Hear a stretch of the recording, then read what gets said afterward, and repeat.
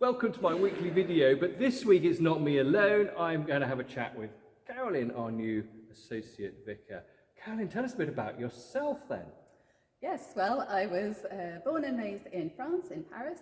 I worked in France mostly, but also in different countries, travelled around until 4 years ago when I arrived here for the first time in Coventry, and I knew that this was the place I was called to serve for my curacy. And it's become the place I call home and the city I fell in love, I think, really with. And then prior to that, in my previous life, I worked in the corporate world, in HR, until God happened, met with the love of Jesus, who changed a little bit my life. And I served in an Anglican city centre church, and one day in a French Benedictine monastery, God called me to be a priest. That's pretty interesting. So you've come to Coventry, you've come from Paris to Coventry. Tell us about that call. That must be quite a strong call.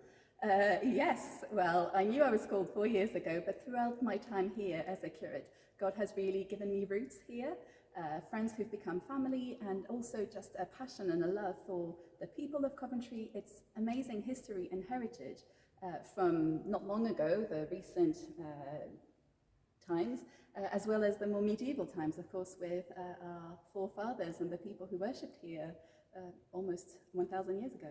Well, of course, and that is a great heritage that we have. Now, you're coming to be the Associate Vicar.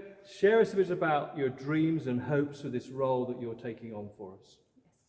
Yes. Well, what a privilege, that Coventry has to have students and young adults from all around the world, whether they come here to study or to work.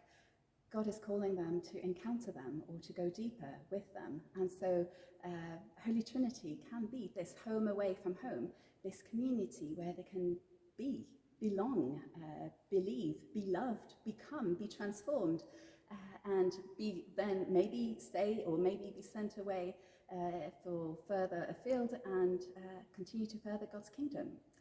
But alongside that, my hope is also to see this renewal of the ancient Benedictine monastery that there was here through what we call a new monastic community of people, whether residents or non-residents, who would stay here to dig deeper in their relationship with the Lord so that the rest of their lives would be set apart for God. I think that's a really exciting vision. So come on the journey with us. We welcome Carolyne in just a few weeks' time.